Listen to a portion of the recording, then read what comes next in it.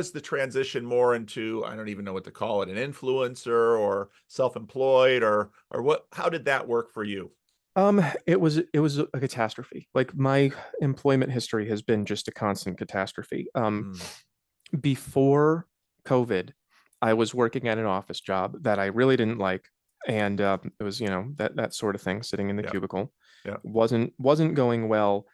They weren't giving me what I needed to do my job. I kept saying, I can't create these materials if you don't give me the information. And they said, oh, it doesn't exist, so just make stuff up. And then we wouldn't win the contracts, and they'd blame me for that. And it's like, well, it's like you're asking me to make an omelet, but you can't have any eggs.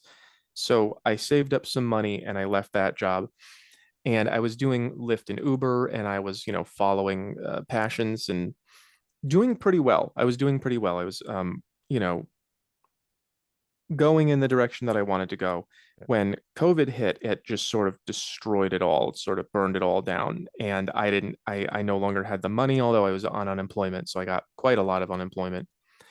And I lost all of my social connections, and Mm. suffered quite a lot of emotional trauma from that. I didn't get the shots. So there was one point where they're saying, if you don't get them, you're going to never have a job again. That was extremely stressful. I remember that one, like that one still has an effect on me. Mm, mm. And I was living in a city very far away from where I am now. And I just was there for 2 years after COVID happened, after the beginning of it.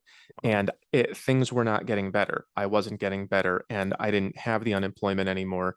And when I went out to go do Lyft and Uber, people were intolerable. They were a lot worse to be around.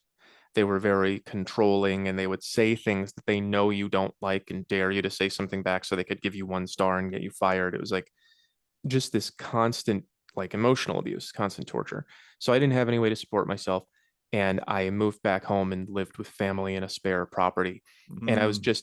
I had absolutely nothing, absolutely no prospects. I was sending out applications, getting no answers, living in the middle of nowhere, not in a good job market. And then one of my videos blew up. Well, talk to me about, did you, like most people I know, they try a bunch of things. Were you just sort of playing with YouTube or No, what were you doing? I was just sort of laying around at home, not knowing what to do. Like Okay.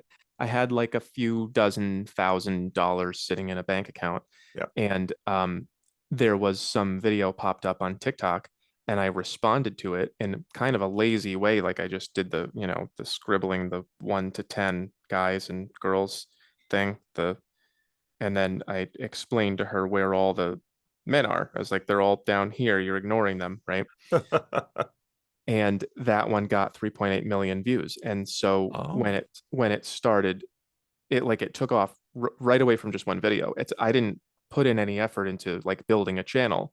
One video just blew up, and I said, well, I have all the skills for this. I know how to do the graphics. I know how to, I'm a competent speaker. I'm funny. I can explain all the ideas. And so I just started posting 8 times a day until I got a 500,000 followers.